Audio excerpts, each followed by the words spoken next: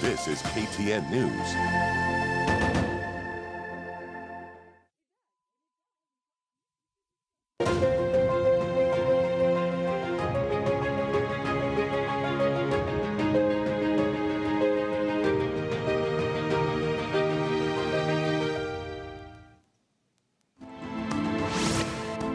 A recap of our top story this morning. South Africa has launched a major clinical trial of an experimental vaccine against the AIDS virus, which scientists hope will be the final nail in the coffin for the disease.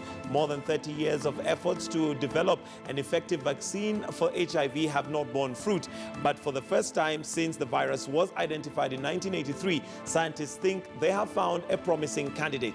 The new study, known as HVTN702, will involve more than 5,400 sexually active men and women aged between 18 and 35 in 15 areas around South Africa over 4 years. It is one of the biggest clinical trials involving disease ever undertaken and has revived hopes of a breakthrough in the battle against AIDS. We now are joined in studio by Trix Ingado to take us through the dailies. Good morning, and thank you for joining us. Good morning, Michael. It's always a pleasure. So let's take a look at the papers. And the first one is African News, that's focusing on the story you just read on the HIV vaccine. So they're going in leaps and bounds in terms of making sure that this disease is phased out. So South Africa is going to do those clinical trials. It's going to be among young people who are sexually active. And of course, hopefully this will be put an end to that that disease and be a huge breakthrough to a disease that kills at least 1 million people in Africa.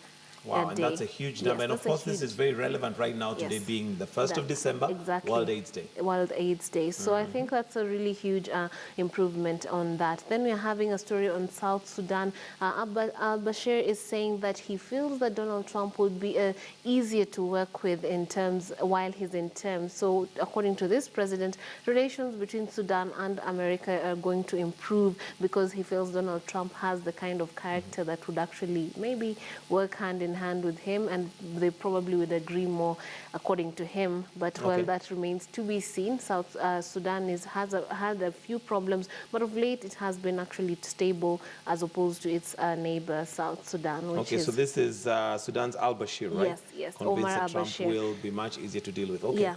And you know, Sudan has been dealing in oil, and America is a huge investor, and of course has a huge demand for oil, and so probably that the trade relations might be good. But you know that the oil outputs has been low since South Sudan seceded a while back. So we'll have to see. It's only time could tell in terms of international relationships between those two countries. Then you have tear gas and water cannons as Zimbabwe police dispersed local dollar protests. So Zimbabwe rolled out a new dollar that is supposed to have the exchange rate of 1-to-1 with the US dollar, but people are skeptical about this because they feel this is just at the last attempt of a desperate president to revive an economy. They just won't, They currently use the US dollar, right? Yeah, no, they were using the US dollar, but now President Mugabe came up with a new dollar. With a new dollar, which is what they're protesting against. Exactly, because they don't have faith, because this government has been trying to revive the economy for a while, and all their attempts have fallen flat with currencies losing value. So they feel like perhaps we should just deal with the dollar and let go of these other attempts until there is an actual